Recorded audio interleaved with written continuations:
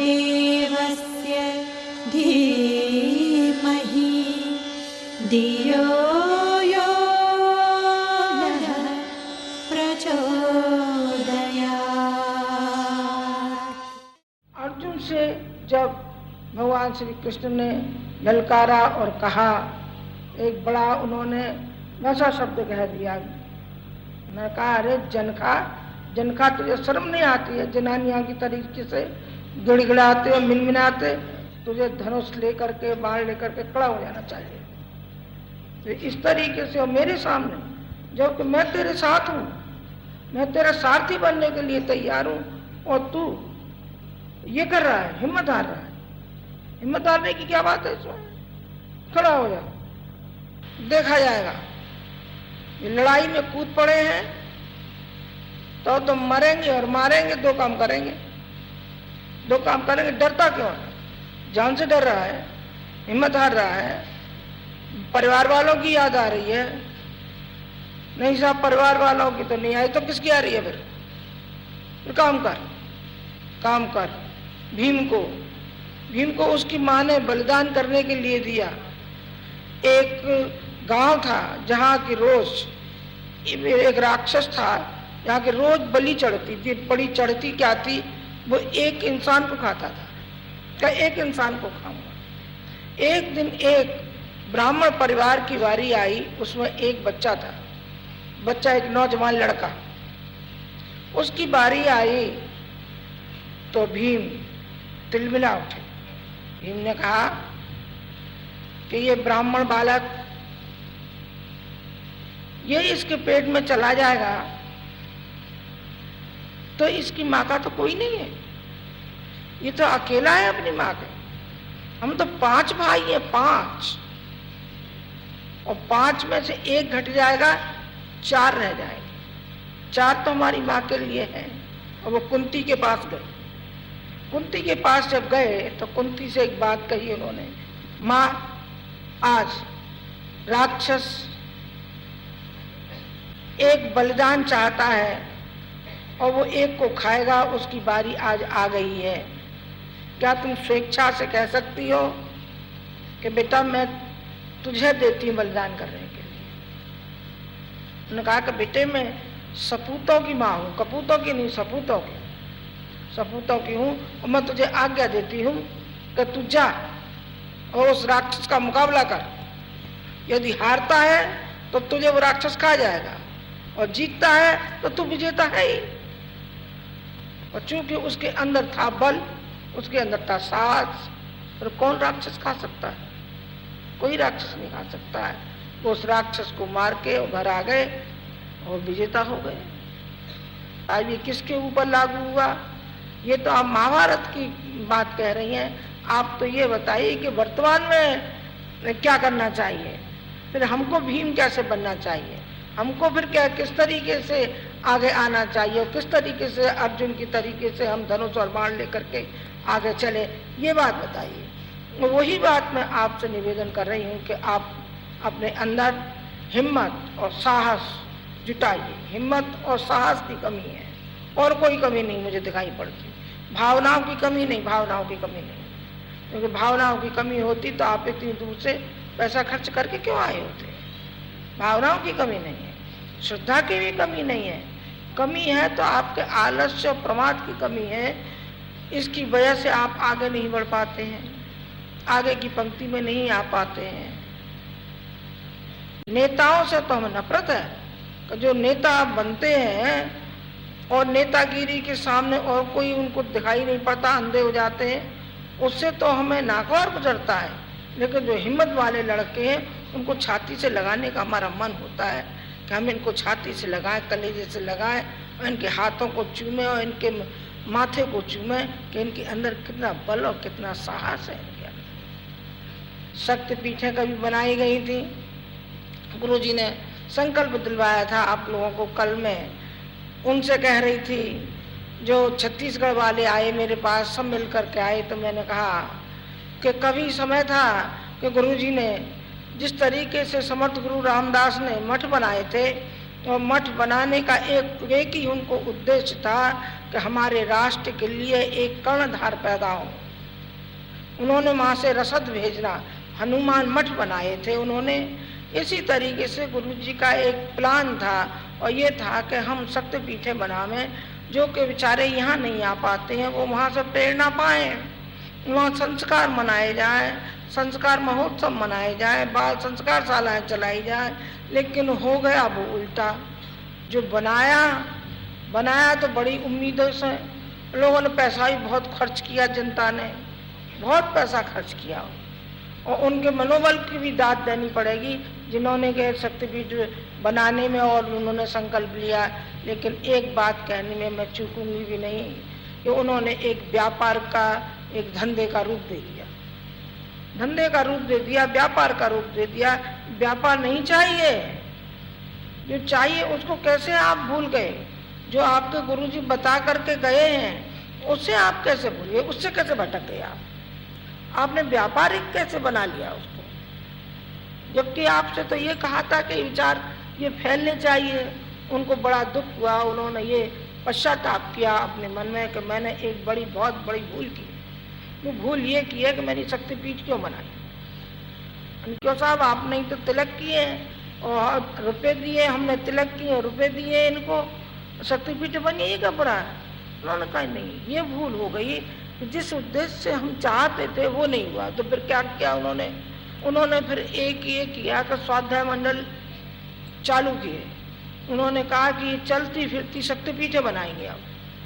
अब ये तो जड़ होते जा रहे हैं, ये तो व्यापारी होते जा रहे हैं, ये तो इनका दिमाग उसमें चलता हुआ जा रहा है। कोई डिग्री कॉलेज खोल रहा है, कोई इंटर कॉलेज खोल रहा है, कोई हाई स्कूल खोल रहा है, तो कोई कुछ करा रहा है, कुछ व्यापारिक उसमें उलझते जा रहे हैं। जबकि ये था कि जनता का मनोबल हम ऊंचा उठाएं और हर बच्चे में संस्कार और प्रेरणा हम भरते हुए चले जाए, ताकि आने वाली पीढ़ी जो हमारे राष्ट्र की कर्णधार होने वाली है, हमारी कायर पीढ़ी नहीं कहलाए, बुज़दिल पीढ़ी न कहलाए। ये हमारा उद्देश्य था, संस्कार देने का उद्देश्य था कि जो कि माँ बाप को नमन करना नहीं जानते कि प्रणाम क्या कहते हैं, उनको नमन कराने से लेकर के और उनके जो आध्यात्मिक मार्ग पर चलाने तक के लिए वो शक्तिपीठें बनाई गई थी।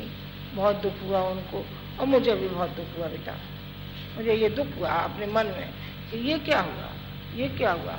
चलो अब पुरानी बात हो गई सो हो गई, बहुत आपने डांट फटकार पिछले दिनों खा ली है, अब मैं डांट फटकार तो नहीं लगाऊंगी, पर बात है तो बात है, वो तो कहनी तो पड़ेगी ही। आखिर मैंने ये बात आपके कानों में ये डाल दी कि आइंदा ये व्यापार का, ये धंधे का रूप नहीं ले, कोई भी शक्तिपीठ हमारे धंधे का नहीं ले। साहित्य हमारे पास है, स्टिकर हमारे पास है, सब कुछ हमारे पास है, और जहाँ तक आप देखिए तो वहाँ व्यापार लगा रखा है।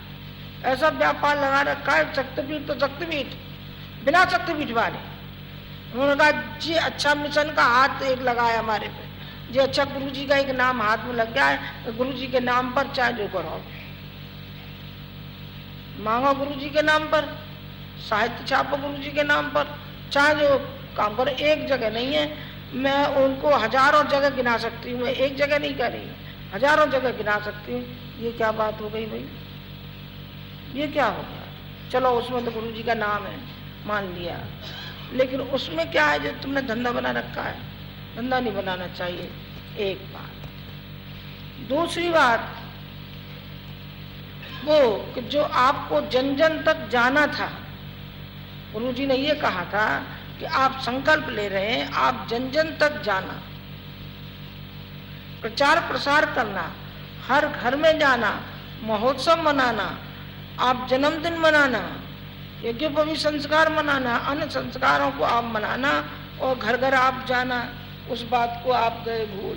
नहीं साहब, अब फिर से पाठ पढ़िए, अब उसको तो भूल जाइए कि पीछे आपने क्या किया था, कैसे चले थे, क्या होता। अब आगे चलिए, अब आगे का मार्ग बताते हैं, अपेक्षा इसके कि अब पीछे की नाराजगी आपसे कहते फिरें, आपके मन में भी दुख हो, हमारे मन में भी दुख हो, पर चलाने वाले की श्रेष्ठता इसी में है कि वो आगे का मार्ग बतावे। अब आगे के मार्ग की बात आ रही है कि अब आपको करना क्या चाहिए। आपको यही करना चाहिए जो मैंने अभी निवेदन किया था कि संस्कारों को पुनर्जीवित कीजिए, संस्कार महोत्सव मनाइए। जो यहाँ से जो कार्यक्रम आपको दिए जा रहे हैं, अभी तो हमने गिनी चुनी जगह पर दिया है, लेकिन सन 2000 तक देंगे ही देंगे हम। करना तुम चाहिए तो नहीं, कौन मना करता, बस सब अभी कर लोगे, ये क्या जरूरी है। जहाँ हमने दिए हैं उन्हीं को सफल बनाने के लिए आपस में मिल करके गुथ करके काम कीजिए ना। नहीं साहब, अलग धपली अलग राग जाओगा हमारा तो। हम तो ये इसका विरोधी, ये इसका विरोधी, वो उसका विरोधी, वो उसका विरोधी। तो ये क्या काय का विरोध है भाई, जरा बताना मुझे। ये केवल एक है, उसका नाम है अहंकार। अहंकार जब व्यक्ति को आ जाता है तो चाहे वो मैनेज ट्रस्टी हो, चाहे वो ट्रस्टी हो, चाहे बिना ट्रस्टी हो, बस वो उसके ऊपर भूत सवार हो जाता है अहंकार का। और दूसरा हो जाता है नेतागिरी का। नेतागिरी का आय हाय तुम देखो, फूल के लट्टू हो जाता है। और जब कहीं कोई माला और पहना दे तो जाने वो कौन बादशाह हो जाता है। कल मैंने हंसा दिया सब लड़कों को। मैंने कि हमारे यहाँ रथ का मेला होता है वृंदावन में, तो पहले कभी एक बार मैं देखने गई तो मैंने क्या देखा, जो अनपढ़ थे, जो वैसे थे पिछड़े, जिनको ये ज्ञान नहीं था कि व्यक्तित्व जो बनता है वो अंतर से बनता है। व्यक्तित्व न तो पहनाव से बनेगा कि बढ़िया कपड़े चमचमाते हुए बकबकाते हुए पहन रहे हैं, ऐसा मेला कुचैला तो नहीं होना चाहिए, पर ऐसे बंठन के डोले के जैसे जो दूल्हा ही फिर रहा हो, जैसे इसी का विवाह होने वाला है अभी। ये जो शान शौकत है, ये जो दिखावा है, ये गलत है, इससे व्यक्तित्व नहीं बनता। तो मैं कल इनको हंसा रही थी, मैंने एक बात कही, मैंने कहा वृंदावन में मैंने देखा, क्या देखा कि एक तो फूल माला लटकाया है एक, अच्छा, और एक पान खा लें, और फिर क्या करें, कभी तो होठों को देखें कि अभी ये लाल हुए कि नहीं हुए। जो हमारी जो जीभ है, जो पान खाया है हमने, तो इससे हमारी जीभ लाल हुई कि नहीं हुई, निकाल निकाल के देखा, मुझे बड़ी हंसी आई। और मैंने देखा तो एक नहीं, हजारों की तादाद में देखा, हजारों की तादाद में देखा। मैंने कहा देखो, इनको ऐसा मालूम पड़ रहा है कि एक फूलमाला पहन ली है और पान खा लिया, तो जाने हम कौन साहबजादे हो गए। और वैसे इनमें अकल ये भी नहीं है कि जरा कमीज के बटन तो लगा ले ठीक से, वो भी खुले हुए हैं, आस्तीनें लटक रही हैं, फुआ जैसे मैले कुचैले सब तरह के फिर रहे हैं। और ये माला लटकाने का इसका शौक आ गया, सो मटक मटक मटक मटक चल रहे हैं। तो कैसा आ गया, ऐसी नेताओं की हालत। नेताओं का भी बिल्कुल यही होता है। आप देखिए, जब तक वो गद्दी पे नहीं बैठा है तब तक तो स्वयं सर रगड़वा लो, और जहां वो बना नेता, फिर देखो ऐसा दिखाता है अंगूठा, ऐसा अंगूठा दिखाता है वो। और नेता अध्यात्म मार्ग पर भी यही है। अध्यात्म में जो नेता बनेगा वो गिरेगा, जरूर गिरेगा, एक न एक दिन निश्चित वो गिरने वाला ही है, क्योंकि उसके अंदर में नेतागिरी आ गई ना, उसके अंदर में एक स्वयं सेवक की वृत्ति नहीं आई। गुरु जी के अंदर स्वयं सेवक की वृत्ति थी, और कभी भी उनके अंदर कोई अहंकार नाम की कोई चीज, बड़े से बड़ा व्यक्ति आ जाओ और छोटे से छोटा आ जाओ, उनके लिए सभी समान थे। ये बात अलग है कि किसी को समय कुछ ज्यादा दे दिया तो जो उनके सिद्धांतों से जो उससे वो होता था, मेल खाता था, उसको जरा ज्यादा बैठा लेते थे, और जिससे नहीं मेल खाया उसे जरा जल्दी झटका दिया, उसे जल्दी विदा कर दिया। पर उनके लिए सभी समान थे, चाहे वो गरीब हो चाहे अमीर हो। उन्हें गरीब अमीर से कोई लेना देना नहीं है, उन्हें तो उसकी निष्ठा से लेना देना है। बहुत से हमारे ऐसे लड़के हैं जिनके पास पैसा नहीं है, पर वो रात और दिन हमारे इशारे पे चलते हैं, तो उनको क्या कहेंगे, उनको छोटा कहेंगे? नहीं जी, उनको छोटा नहीं कहेंगे, हम आपसे बड़ा कहेंगे, क्योंकि आपने तो पैसा ही दे दिया। आपने शरीर कहाँ लगाया, आपने मनोयोग कहाँ लगाया, आपकी श्रद्धा कहाँ चली गई, आपने समय कहाँ निकाला। वो तो अपनी बीवी बच्चों को छोड़ करके भी आया है, अपना समय भी लगाता है, और जो कुछ होता है सो भी योगदान देता है। बड़ा हुआ कि नहीं हुआ? बड़ा हुआ बेटा, हमारी निगाह में बड़ा हुआ। कमाऊ पूत प्यारा होता है। कमाऊ पूत का मतलब यह है कि वो संभालता है, सारे घर को संभालता है, माँ बाप को संभालता है, बहन भाई को संभालता है, इसलिए वो कमाऊ पूत कहा जाता है। इसलिए माँ भी ध्यान देती है, पिता भी ध्यान देता है। आप कमाऊ पूत हैं, सब कमाऊ पूत हैं हमारे, हमें बहुत प्यारे लगते हैं बेटे, प्राणों से भी ज़्यादा प्यारे लगते हैं। लेकिन जब कभी भी कोई भी उल्टी चाल चलते हैं तो हमें बुरा लगता है। उल्टी चाल मत चलिए, उलट के मुँह मत देखिए, किसी की नफरत मत करिए, किसी की ओर घृणा से मत देखिए। उसके अंदर कोई कमियां हैं तो उस कमियों को हटाइए, यदि नहीं हटती है तो फिर उससे हाथ जोड़ लीजिए, ये भी तरीका है। नहीं होता, हमारे दो एक लड़के यहाँ से चले गए, भाई संभालने की कोशिश की हमने, किसी तरीके से इनको संभाला जाए, इनकी त्रुटियों पे पर्दा डाला जाए, प्यार से पुचकार के हर तरीके से। जब देखा कि अब तो हार मान गए, जो कुसंस्कार हैं अंदर के, जो कुसंस्कार जो जाएंगे नहीं, जो हटेंगे नहीं, तो फिर हमने कहा बाबा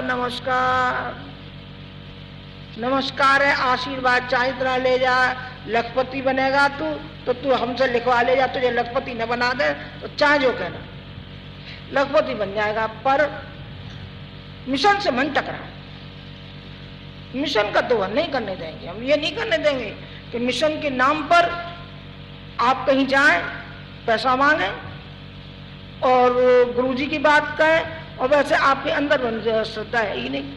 मेरे मिशन के लिए थोड़ी जा रहे हो, तुम तो अपनी जेब भरने के लिए जा रहे हो। अपनी जेब भरने के लिए तो जाओ, फिर निकलो, फिर तुम कहीं भी जाओ, खूब कमाना, नीति से कमाना, अनीति से कमाना, कैसे भी कमाना, तुम लखपति बन जाओगे।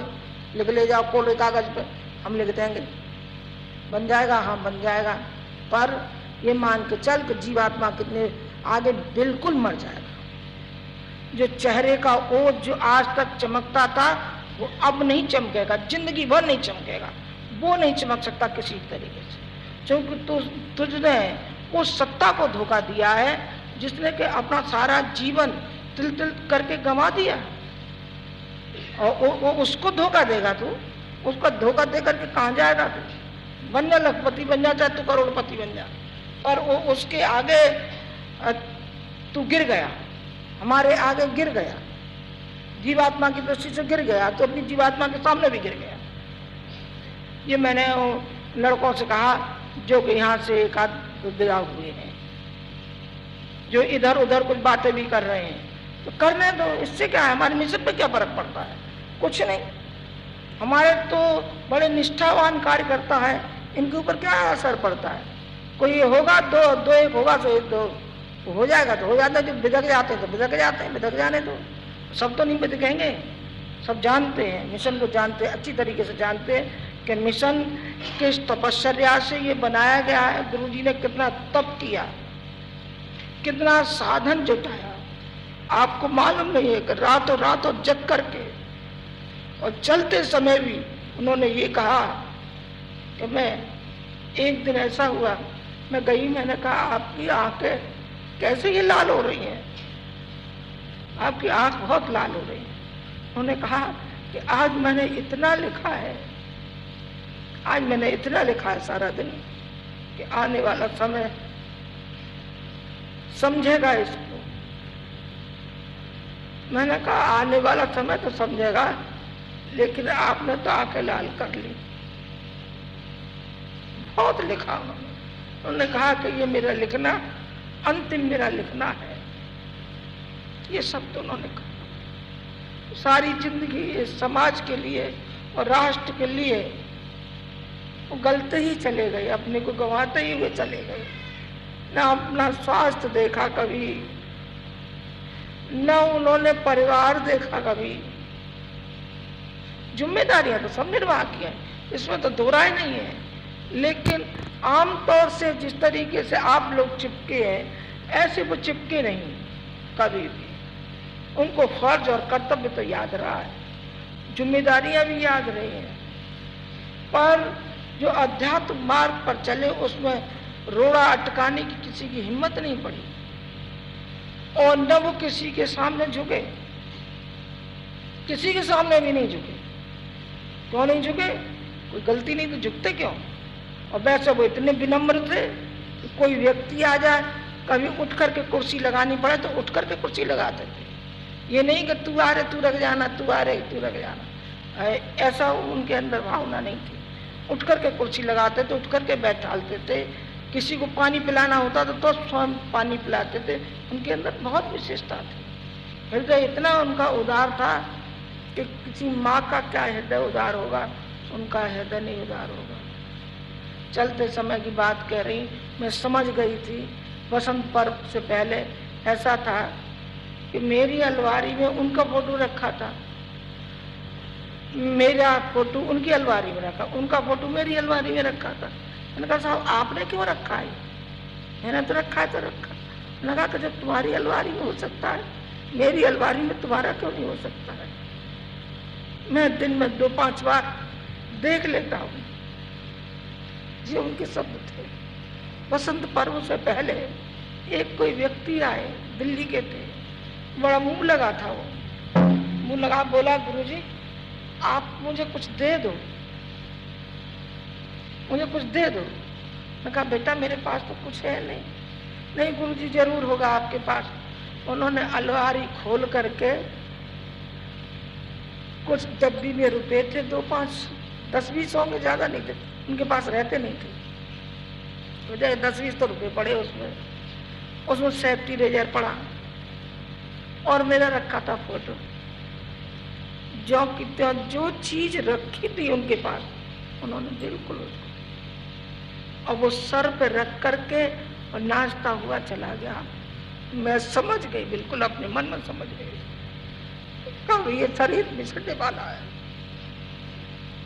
कभी जिंदगी से कभी उन्होंने वो नहीं किया था, आज कैसे फोटो उठाकर कैसे दे दिया? किसी को दिया ही नहीं था आज तक, आज कैसे दे दिया? तो मैं चुप हो गई।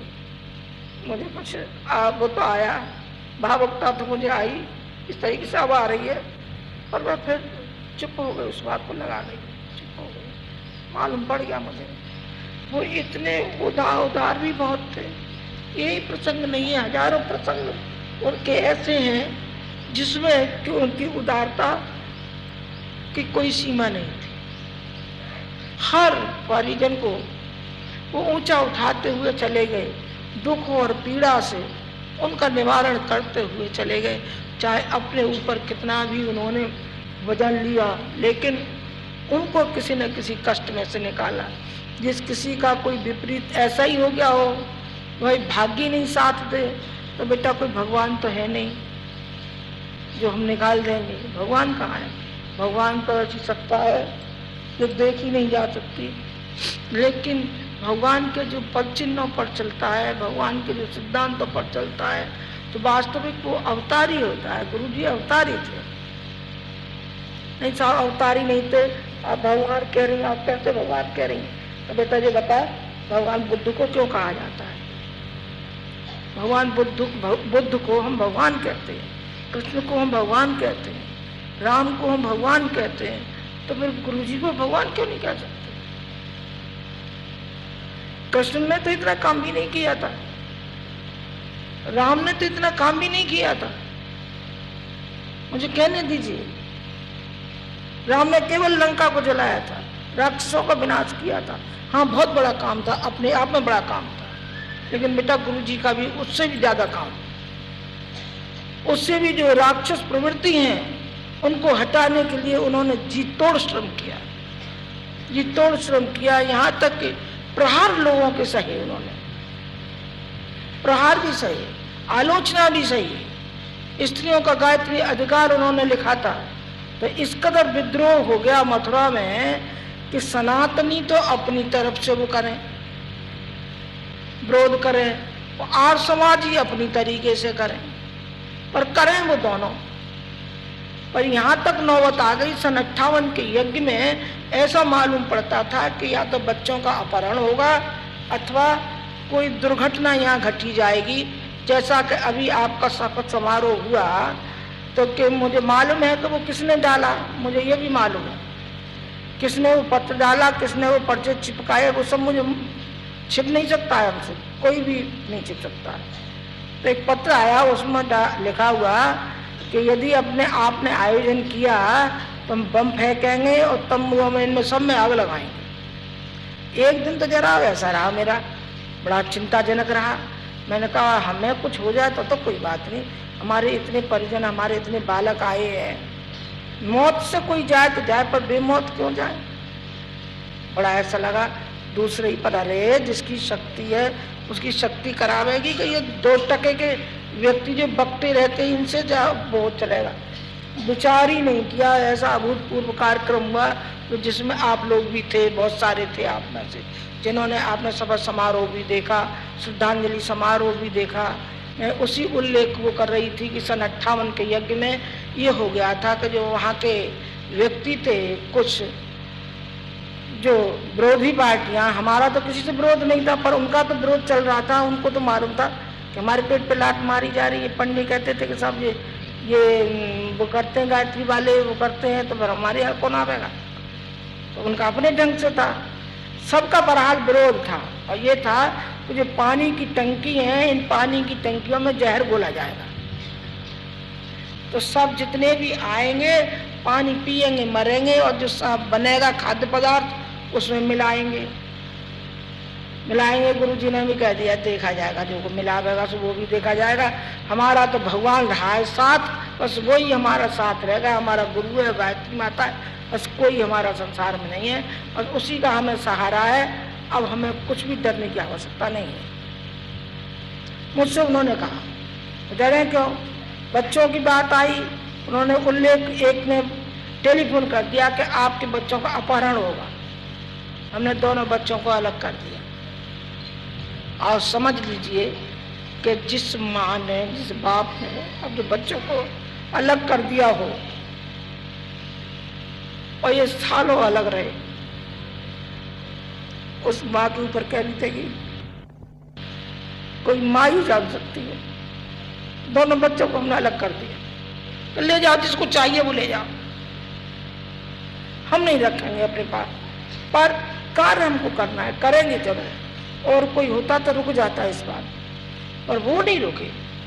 उनका कार्यक्रम होगा ही, और हो करके ही रहा। उस समय ये कहा गया या तो महाभारत काल में रहा हुआ होगा या ये समारोह हुआ, ऐसा समारोह को कभी नहीं हुआ। अब तो मिशन इतना फैलता हुआ चला गया है तो सारे विश्व में छा रहा है। अभी जो आपको जो कार्यक्रम अश्वमेध के दिए गए हैं, वो कार्यक्रम वहाँ भी दिए गए हैं। वहाँ अभी तो 2 दिए गए हैं, पर आने वाले समय में हम किसी भी देश को छोड़ेंगे नहीं, किसी भी देश को नहीं छोड़ेंगे। और यहाँ भी हिंदुस्तान में भी हम किसी भी प्रांत को नहीं छोड़ेंगे। प्रांत ही नहीं बल्कि हम किसी घर को ऐसे को नहीं छोड़ेंगे जहाँ के गुरु जी के विचार न पहुँचे। वो पहुँचेंगे, हर हालत में पहुँचेंगे, चाहे आप सहयोग देना या अथवा मन देना, ये आपके ऊपर है। कोई एक आदमी देगा तो सहयोग नहीं देगा, अरे बाबा इतना बड़ा मिशन है, क्या कह रहे हैं आप? आपने देखा है मिशन कितना बड़ा है? आपने सुना है। आप तो इतने बैठे तो समझ रहे होंगे इतना ही बड़ा है। अरे लाखों व्यक्ति, करोड़ों व्यक्ति हमारे साथ। आज हम कह दें तो हम मरने के लिए भी तैयार हो जाएंगे। ऐसे होनहार बच्चे हैं हमारे साथ। हम यहाँ किसी की कामना नहीं करते तो कोई बच्चा मरे, काय को मरे, लेकिन मैं तो ये कहती हूँ हमारे पद चिन्हों पर चलने के लिए, हमारे साथ चलने के लिए हर व्यक्ति आमादा है, हर व्यक्ति आमादा है। आपको भी आमादा होना चाहिए। जो अभी आपके यहाँ अश्वमेध यज्ञ होंगे, जिनको की तारीखें दे दी गई हैं, आपका कर्तव्य होता है कि आप मिलजुल करके कार्य कीजिए। आप ये मत करना कि हम तो फलानी जगह के थे साहब, हमको तो मिला नहीं, अमुक जगह मिल गया तो हम क्यों जाएं। नहीं साहब, वो पूरे प्रांत का है। 2-1 बच्चों ने मुझसे कहा नहीं, खबरदार, ये कहा था मुझसे, ये मत कहना। ये कहो कि माता जी हम जा करके सहयोग देंगे, इसमें तो तुम्हारी तारीफ है, इसमें क्या बात। अजी फलानी जगह दे दिया, हमको नहीं दे दिया। अरे तुझे भी दे देंगे, अगले वर्ष काग मारा जा रहा है, देखेंगे फिर तू कितना करेगा, कर लेना। अभी कुछ हमने समझ के ही फेरबदल किया होगा, ऐसे क्यों नहीं समझता है। कोई ना कोई खास वजह होगी, कुछ न कुछ उसमें कोई न कोई छिपी हुआ रहस्य हो गया, इसकी वजह से हम नहीं दे रहे हैं। फिर दे देंगे, तुम्हें दे देंगे, हाँ दे देंगे, दे देंगे, फिर दे देंगे, फिर कर लेना। अब तो जहाँ जो दिया गया है सब मिलकर के काम करो, मिलकर के काम करो, मिलकर के काम। झाड़ू जो होती है वो हारने की, वो सीखें जब इकट्ठी कर दो तो सारे कूड़े कबाड़े को झाड़ देगी। और अकेली सीख क्या कर सकती है? अकेली सीख नहीं कर सकती, संगठित होकर के करिए। गुरु जी ने इसको परिवार का रूप दिया है, गायत्री परिवार, युग निर्माण योजना, युग निर्माण परिवार, उन्होंने परिवार का रूप दिया है। तो फिर आप व्यक्ति विशेष की तरफ क्यों जाते? व्यक्ति विशेष की ओर मन जाइए। आप ये मत कहिए कि साहब ये तो पटना का कार्यक्रम था, साहब और जो जगह हमारे में क्यों नहीं दिया गया? नहीं साहब, पटना में दिया गया है तो सारे जितने भी बिहार के हैं, बिहार वालों का कर्तव्य को सारे मिलकर के काम करो। चलो, माँ को सफल बनाने के लिए तन से, मन से और धन से लग जाओ, जुट जाओ। यहाँ गुजरात में दिया है, आदि साहब आपने तो वहाँ दे दिया है बड़ौदा, हमको तो आपने नहीं दिया।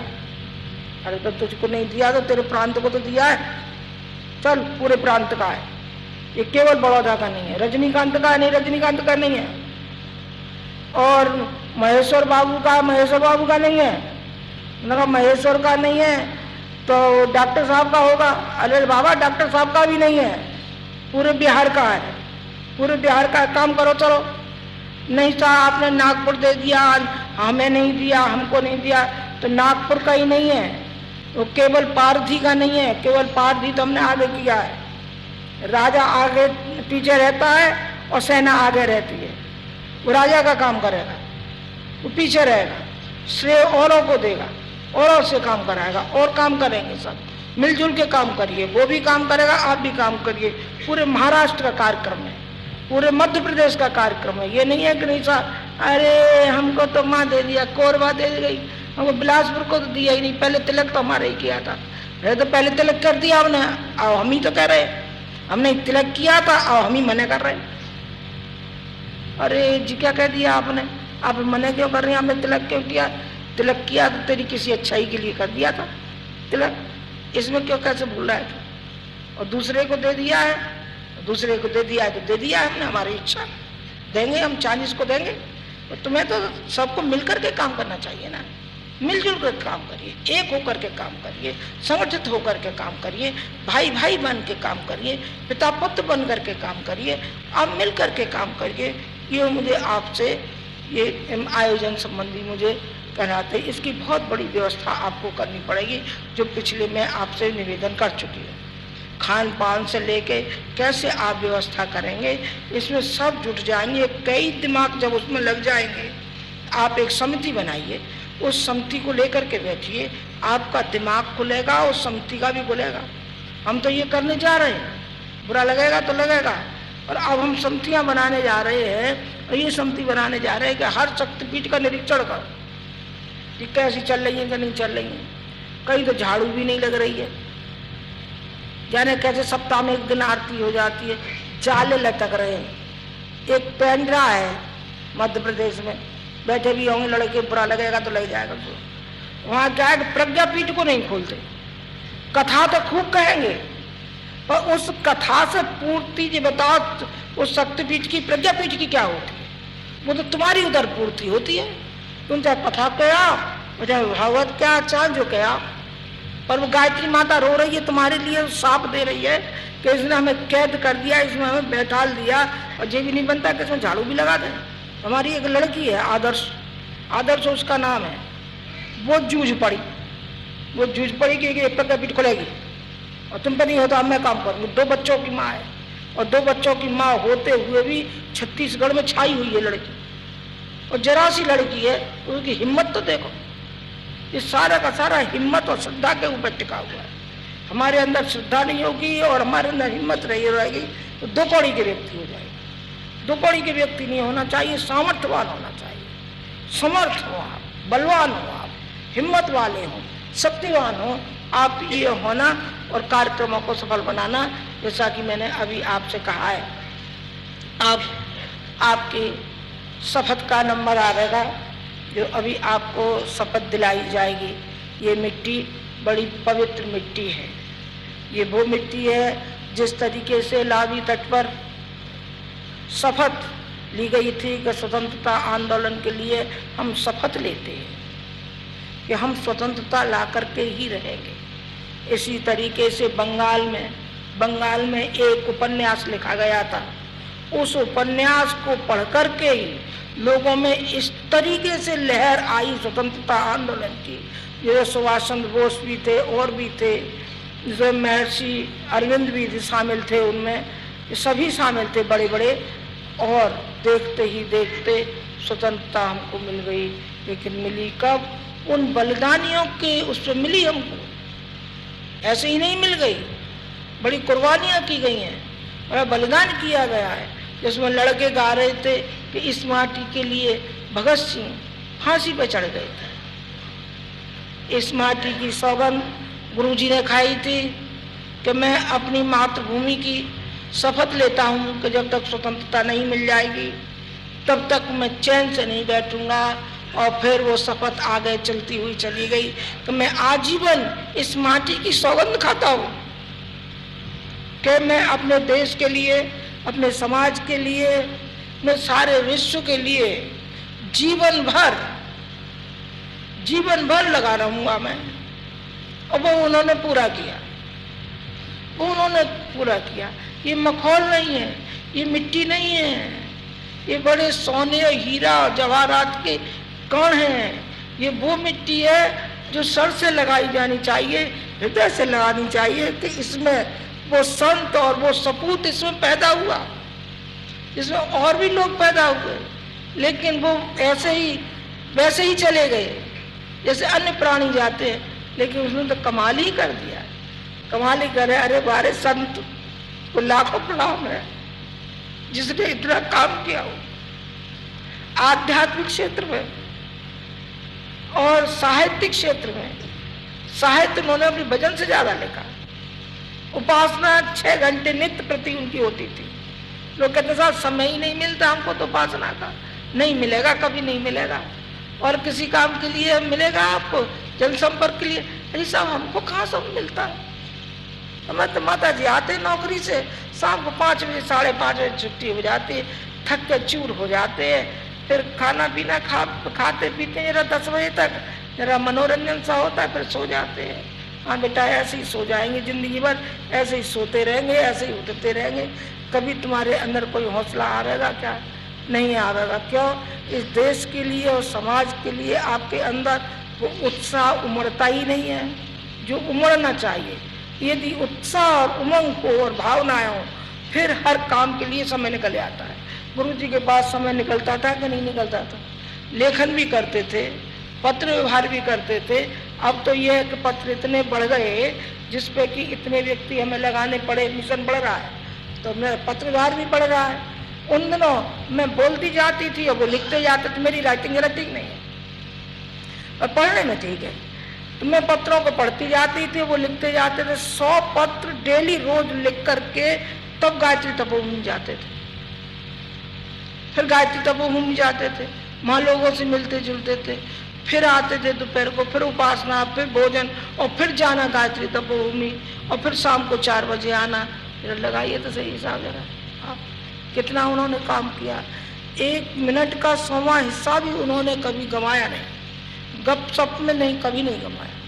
हमेशा उनका मिशन सारे विश्व का। कहीं घूमने भी जाते थे हम थोड़ी देर के लिए भी, तब भी वो मिशन और यही सब चलता रहता। तो मैं यूँ कहती थी साहब घूमने आए हैं कि अब भी मिशन लगाया आपके साथ, उतारो इसको, अब थोड़ी देर के लिए तो उतारो। नहीं वो नहीं, फिर वही बातें होती थी। खाना खाते वक्त में भी मैं ये कहा करती थी कि ये बताइए साहब आप भोजन कर रहे हैं, क्या कर रहे हैं? आप भोजन करते में भी इतनी बात करते, ठसका लग जाता था कभी कभी उनको। तो मैंने कहा देखो ठसका लग जाएगा, आप इसके बाद बात कर लेना, मैं तो बात नहीं करूँगी, मैं तो भाई भोजन करती हूँ, तो भोजन में ध्यान लगाओ। मैं ही जरा हंस जाती थी, पहले आप भोजन कर लीजिए, पीछे बात कीजिए। उनको उसमें भी भोजन करते में भी उनको बात ही करना, अब वही बात करना कि सारे विस्तार की किस तरीके से ये मिशन बढ़े और कैसे हमें विश्व कल्याण के लिए हमको क्या करना चाहिए। हर समय पर उन्होंने लोगों से अनुष्ठान कराए, स्वयं भी उन्होंने तपश्चर्या की समय समय पर। जहाँ आपके सन 62 से लेके अन्य जो समय ऐसे जो 9 ग्रह मिलती हैं उस समय लोगों से कराए थे। आपका स्काईलैब जो हुआ था उस समय भी उन्होंने विशेष तपश्चर्या उन्होंने की थी। समय समय पर उन्होंने विशेष तपश्चर्या भी की। हिमालय पे भी गए 4 बार उन्होंने। उनके पास समय निकला कि नहीं निकला? उनके पास समय है। आपके पास समय है? बिल्कुल आपके पास समय है। इस माटी की मैं आपको याद दिला रही हूँ कि ये माटी बड़ी पवित्र माटी है।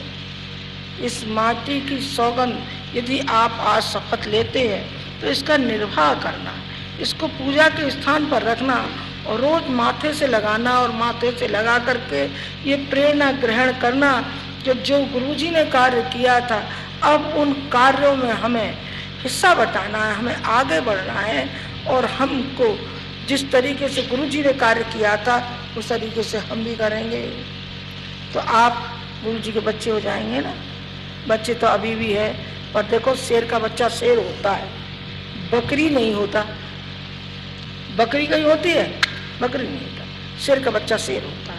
और संत का बच्चा उसको भी संत होना चाहिए, ऋषि के बच्चे को ऋषि होना चाहिए, उसका अनुकरण करना चाहिए, न कि पिल्लों की तरीके से रहना चाहिए। पिल्लों की तरीके से नहीं, संत और ऋषि की तरीके से।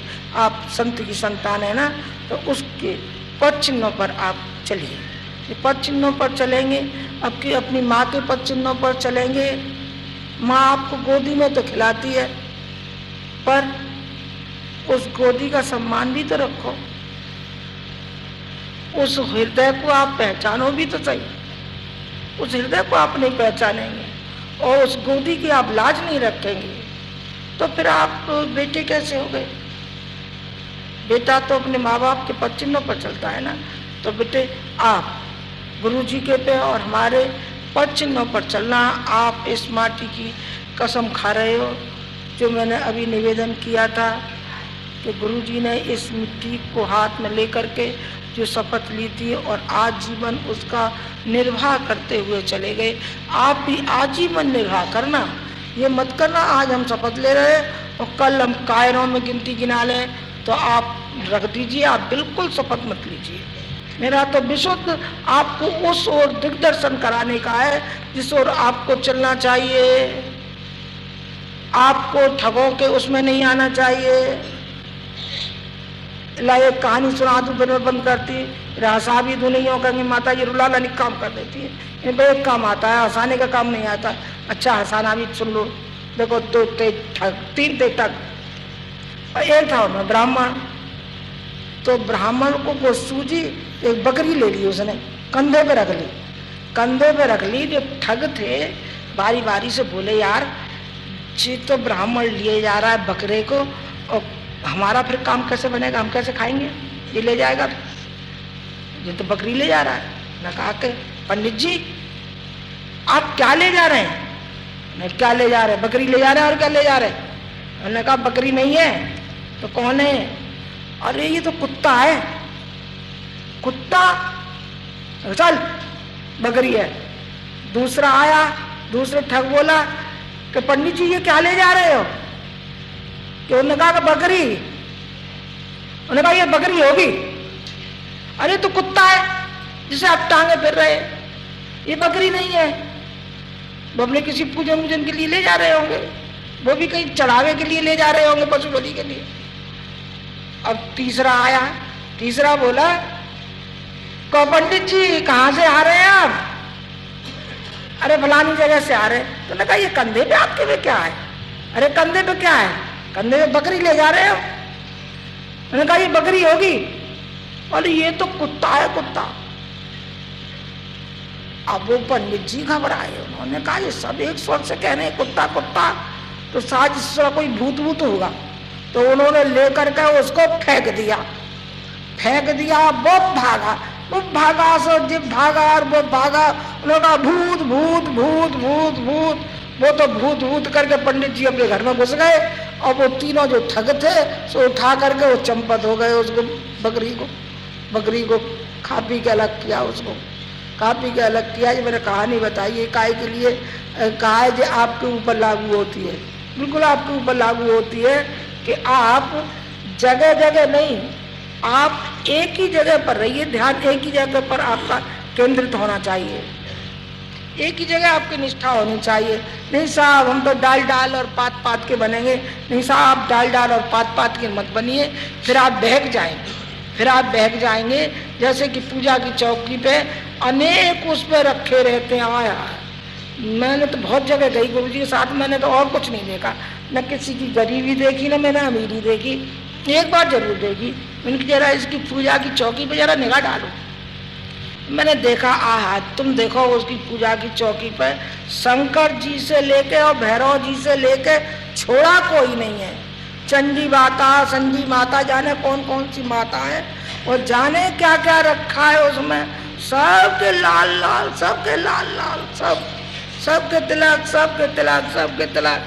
मैंने कहा धन्य रे तेरे पुजारी, तेरी भक्ति है, तेरी भक्ति को क्या कहूँ, तो तेरा जैसा भक्त कोई और ही पैदा हुआ है कि नहीं हुआ है? क्या स्वरूप बिगाड़ रखा है सारे उनका और अपना। तेरी निष्ठा है किसी पे, एक पे निष्ठा होनी चाहिए, एक है साधे सब सदे और सब साधे सब जाए। सबको साधोगे, तू भी आ जा, तू भी मेरे यहाँ कथा कह जा, तू भी फलाने संत आ जाइए, तू भी आ जा, तू भी आ जा, सब तू भी आ जा, तू भी आ जा। किसी से कुछ नहीं मिलता, खाली हाथ रह जाते हैं। खाली हाथ क्यों रहना चाहिए? जहाँ है अपनी निष्ठा वहीं केंद्रित आप करिए। हमें नहीं मालूम आपकी कहाँ निष्ठा है, लेकिन जहाँ भी है वहाँ एक तरफ तो रहिए। आप हिंदू हो जाओ, तो मुसलमान हो जाओ, कुछ तो हो जाए, एक हो जाओ। नहीं साहब सब तरफ चलेंगे, सब तरफ मत चलिए, आप एक तरफ चलिए। गुरु जी एक तरफ ही चलिए। और उनका गुरु वो गायत्री माता, बस दो के अलावा उन्होंने कभी कुछ नहीं देखा, किधर भी नहीं देखा। गंगा को देखा तो गंगा जैसी शीतलता उनके अंदर आती हुई चली गई। शंकर जी को देखा तो वो दूसरों को हलाहल, दूसरों के लिए जो हलाहल उन्होंने खुद पीते, हमने उनको खुद पीते हुए देखा। और ये देखा कि दूसरों के कष्ट कठिनाई में कितनी तड़पन होती है। ये होता है शंकर जी का। ये नहीं होता कि शंकर जी को भांग धतूरा खिलाया और जेब में रला उसके माल मताल से। शंकर जी देने वाले थोड़े ही हैं, वो बहुत उचार है। भांग पे नहीं देते हैं, वो धतूरे पे नहीं देते हैं, वो निष्ठा पे देते हैं। वो देते ये कि दूसरों के परहित के लिए आप इसी तरीके से चलिए, जिस तरीके से आपको चलना चाहिए। जैसे गुरु जी चले परहित के लिए, अपने हित के लिए नहीं चले, वो परहित के लिए चले। अपने हित के लिए चले होते तो शायद एक आध गाड़ी हो गई होती, कोई मकान हो गया होता, ये कोई कोठी वोटी हो गई होती, दो चार से नौकर चाकर हो गए होते, बस इतने ही में हो जाता मामला खत्म। और बेटे परहित के लिए चले वो, और परहित के लिए चले और सारे विश्व के कल्याण के लिए चले तो उनके वैभव का क्या ठिकाना। और सूक्ष्म सत्ता में आने से तो और भी ज़्यादा हो गया। जैसा मैं निवेदन किया था कि 10 साल में जो कार्य नहीं हुआ वो 2 साल में हो गया। जिस सूक्ष्म और कारण शरीर में जाने से उनकी इतनी व्यापकता बढ़ती हुई चली गई कि आप उसका अनुमान नहीं लगा सकते। जो भीड़ हमारी कभी गुरु पूर्णिमा पर या बसंत पर्व पर कभी रहती थी, वो आमतौर से बहुत भीड़ रहती। इतनी भीड़ है ये क्यों है? ये वो सूक्ष्म सत्ता का प्रेरणा है, उसकी झकझोरना है। वो झकझोरना है जो प्रत्येक व्यक्ति के अंदर प्रेरित करते हुए जा रहे हैं और हर व्यक्ति को ऊंचा उठाते हुए जा रहे हैं। जो उफान आ रहा है, जो बड़ा उफान, बड़ा जबरदस्त उफान आ रहा है, इस उफान के साथ जो भी कोई चलेगा वो लाभ उठा लेगा। ये तो बहती हुई गंगा है, जो गंगा में जाएगा, जो हाथ पखारेगा बस उसी को मिलेगा, उसी को मिलेगा।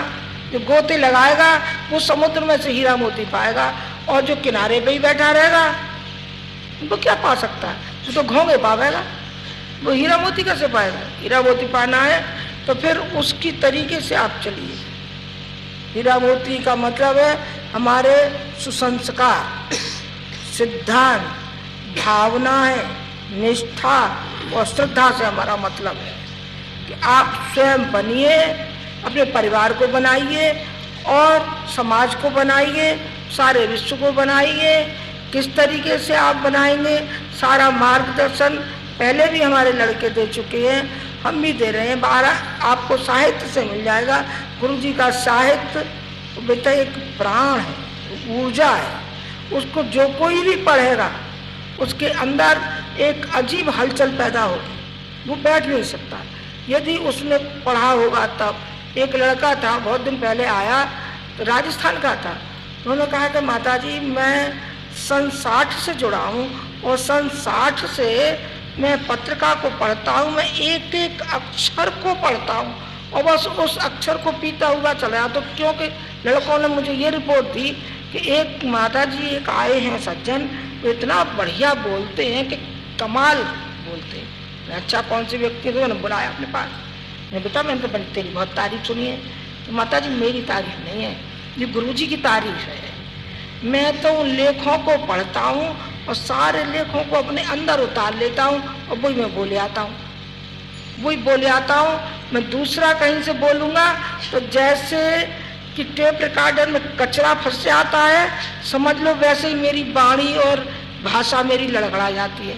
मैं अपनी तरफ से नहीं बोलता कुछ भी, एक शब्द भी नहीं बोलता, मैं खाली उनके लेखों को बोलता हूँ। बड़ा जबरदस्त वो तो अब बोलने वाला हो गया ना। आप भी हो जाएंगे, आप पढ़िए तो सही साहित्य को। आप केवल पलट के देखते हैं, अंतःकरण से नहीं पढ़ते। अंतःकरण से जिस दिन आप पढ़ना शुरू करेंगे ना, वो उस दिन देखना कि आप बिल्कुल बदल जाएंगे।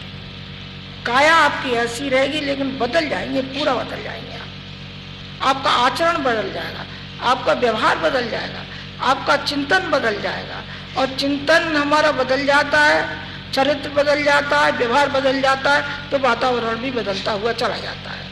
जहाँ भी आप रहेंगे वहाँ आपका स्वच्छ और पवित्र वातावरण बनता हुआ चला जाएगा।